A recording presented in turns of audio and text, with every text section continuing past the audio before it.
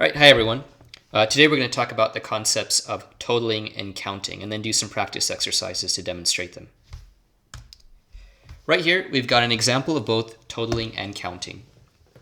So counting takes place whenever we're working with while loops, which you've seen before. Here we have count equals 0, we have while count is less than 5, and then count equals count plus 1. That means that count is going to be equal to 0 at first, and while the variable count is less than 5, this code is going to keep running. But we're adding 1 to count each time. So this is only going to run 5 times. By that point, count will be equal to 5, and this condition here will be false. So this idea right here of being able to add a value inside a loop, this is considered inside the loop, to a variable that exists outside the loop is counting. And it's also kind of totaling, right? So whenever we run this loop, whenever we run this code, each of the 5 times, these variables are going, all of these values and these variables are going to get recreated each time. However, this is not going to because it's outside the loop. So right here, what we do each time is we take whatever existing value whatever the existing value is of count, we add to 1, and then we store that in count. So for example, if count were to equal 2, we would add 1 to it, and then the count value of count up here would change to 3 for 2 plus 1. So the whole idea behind this is that things are constantly changing in the while loop, and to store data outside the while loop, to store data that we can use once the while loop has finished executing, we need to create variables outside. These are like our safe boxes where we can store data that we've gotten or we've calculated inside the loop right here. So this kind of does the same thing as the count variable. Each time right here, we're getting an input for the price of an apple. So basically, we're running this code 5 times. Each time we're asking for the price of an apple that a person bought. And we're storing it in a variable called price of apples. And then that's getting added to total cost of apples each time. So old value of total cost of apples, price of apples, and then the new value. So for example, the first time, so we're starting out total cost of apples equals 0. The first time, if someone enters $5.99 right here for price of apples in this input, we're going to add $5.99 plus 0, which is the current total cost of apples, and that'll get stored. That'll become total cost of apples. So now total cost of apples will be equal to $5.99. Let's say the second time we're asking for the price of the next apple, and someone enters in $5 right here. The total cost of apples is currently $5.99. So we're going to add 5 plus the old value of total cost of apples, 5 plus $5.99, which equals $10.99. And then the total cost of apples will be equal to $10.99. So that's kind of how it works. Here, we're constantly adding stuff to these variables. Let's take a look at some exercises to illustrate that in a more practical way. So right here, we have Ivan, who would like to calculate the average height of the students in his class. He would like to write a computer program that allows each of the 30 students in the class to enter their height in centimeters and then calculate the average from those values. However, he's not good enough at coding, so you must write the computer program for him. So there's a few things. We want to calculate average height, and we want to get input from the user 30 times for each of 30 students. And we're going to have to use totaling because the average is just the total divided by the total number of things we have. So right here, this is going to be the average of everything each student enters divided by 30 for 30 students. So let's see how we can go ahead and write some code to do that. So first, we want to get input for 30 students. So the first thing we're going to do is create a while loop that executes code 30 times. So while I is less than 30, while count is less than 30. And then as in every while loop, we'll have count equals count plus 1.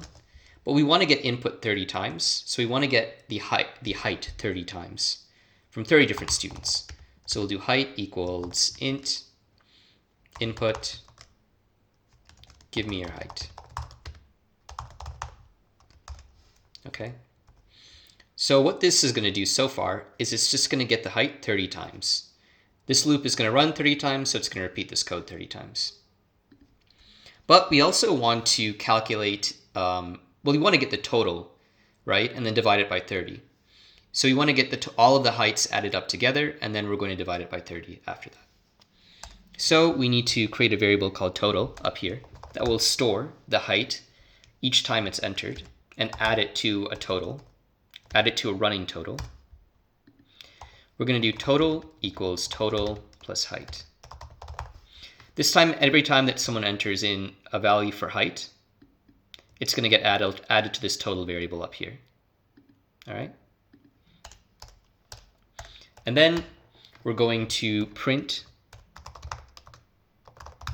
total divided by height. Sorry, total divided by 30. Or we could even do total divided by count, because count is eventually going to get to 30. That's what's going to stop the while loop.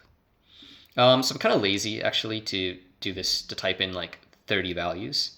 So what I'm going to do is I'm just going to say 3 values. All right. And then we're going to see if this works, if we can get the average of 3 values. And we might have some errors. If we do, we'll fix them. That was one right there. Okay, let's run this. All right, give me your height. Let's see, let's say 12. That's pretty short, but okay, this time we'll say 150. This time we'll say 250. All right, and we've gotten the average of all of those.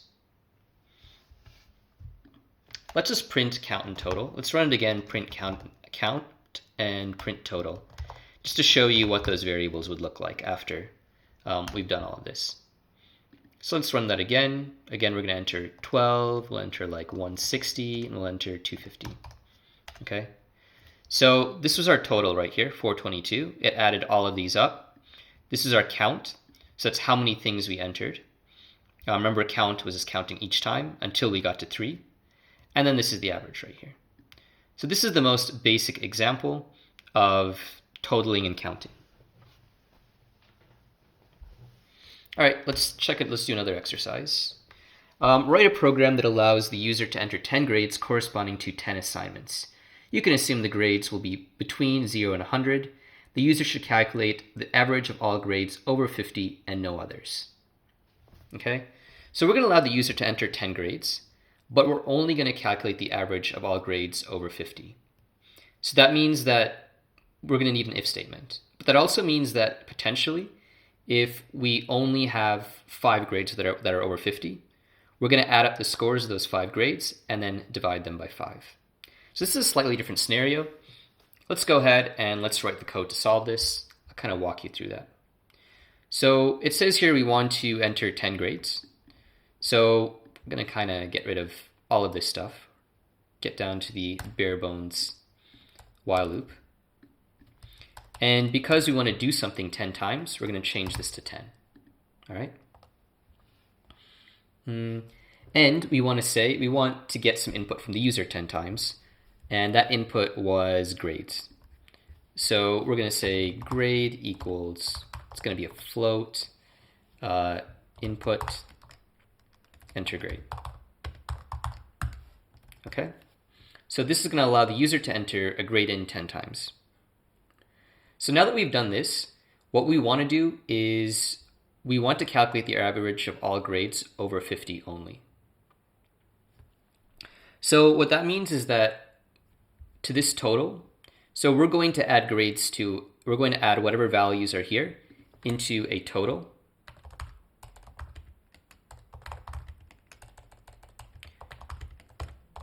But we only want to get values that are greater than 50. So we're going to have an if statement. If grade is greater than 50, then add it to the total. However, we also need to keep track of how many values are greater than 50 so we can calculate our average. This count right here is just adding 1 each time to keep the while loop going. So this is making sure that we are running this while loop 10 times. But in order to keep track of how many grades were greater than 50, we need to have a second counter. So we'll say counter for valid grades equals 0. And we're going to add to that each time. So every time we have a grade greater than 50, we're going to add that grade to the total, and then we're also going to add that to our counter for valid grades so that we know how many grades were over 50. So we can calculate that average in the end. So counter for valid grades equals counter for valid grades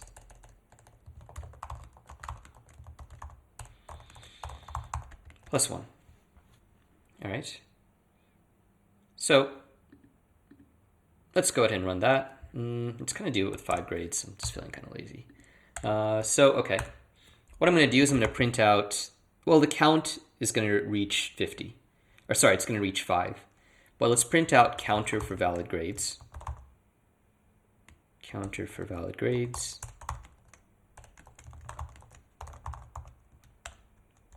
Let's print out the total. And then let's print out our average, which will just be total slash, I'm just going to put this on a new line. Nah, let's not do that. Total slash counter for valid grades.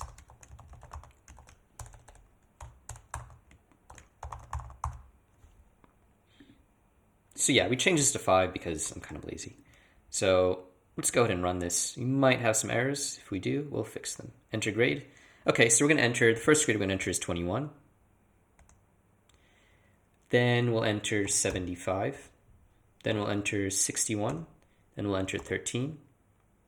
And then we're going to enter 45. So because we only have 3 grades, well, let's make that 55. Because we only have 3 grades now that are over 50, our counter for valid grades should be 3. And our total should only be the total of these 3 grades based on this if statement. So our total should be something like 136, 191, if my math's right. And our counter should be, for valid grade, should be 3. So let's hit enter. And we've got 3 for our counter for valid grades. And we've got a total of 191 right here. And then this is our average for those 3. 191 divided by 3, that makes sense. Cool, okay. Next exercise. This one's a little different from the others because we're still doing totaling, but we're not really getting any user input. We just want to add up every odd number up to 300. And some examples of odd numbers are like 1, 3, 5, 7, 9, 11. This is more of an arithmetic problem. So the thing is right here, we have up to 100, up to 300. So basically you want to go through every number up to 300 or every odd number up to 300.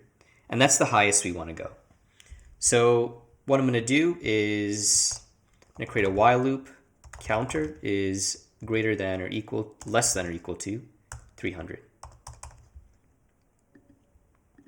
And then we'll do the classic while loop. Counter equals 0. And counter equals counter plus 1. So if we just print out counter, it's just going to take us up to 300, one by one. Let's go ahead and run that. All right, so one by one, we've gone up to 300. But we want to get every odd number. So the first odd number isn't 0, but it's 1. So we're going to start at 1, and then the next odd number is not 2, but it's 3. And then after that's 5, and then after that's 7, and then 9. So instead of adding to 1 each time, we're going to add 2. We're going to start at 1, and then add 2 right here. Okay? So let's go ahead and run that and see what happens. Let's clear this up. Run this. All right. We're pretty much getting every odd number right here up until 300. 300 is an even number, so we're not going to see it. And now we just want to add these together. So we're going to create a variable called total up here. which is pretty much, I mean, how it's always going to work. We're creating a variable, and then we're going to do this. We're adding the counter each time to the total, because we want to find the total of every odd number from 0 to 300. So effectively, we want to add up every single one of these numbers. So each time when we get counter, because this right here, this is the variable counter just being printed out like a bunch of times, 150 times. So every time we run this loop, we want to add our counter value to total. This counter. And once we've done that, we want to print our total.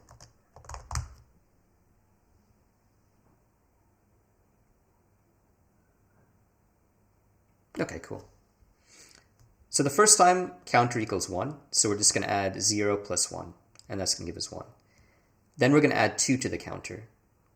Go back around, check is that, well, we're going to add 2 to the counter, which is going to give us 3. Go back around, does it still meet the condition? Yes. So total equals 1 plus 3, so that's going to give us 4, and so on. So let's go ahead and run this. Yeah, let's clear that up. And our total is 22,500. This is a really simple use of totaling. And we made some changes to our counter so that we could get every odd number and add it up into the total right here. You might see some problems like this that don't require user input. It's just doing some kind of arithmetic calculation, so it's good to see it in this context as well. I hope this video was useful. If you have any questions about the code, you could just write a question in the comments and I'll get to it as soon as possible. Have a nice day.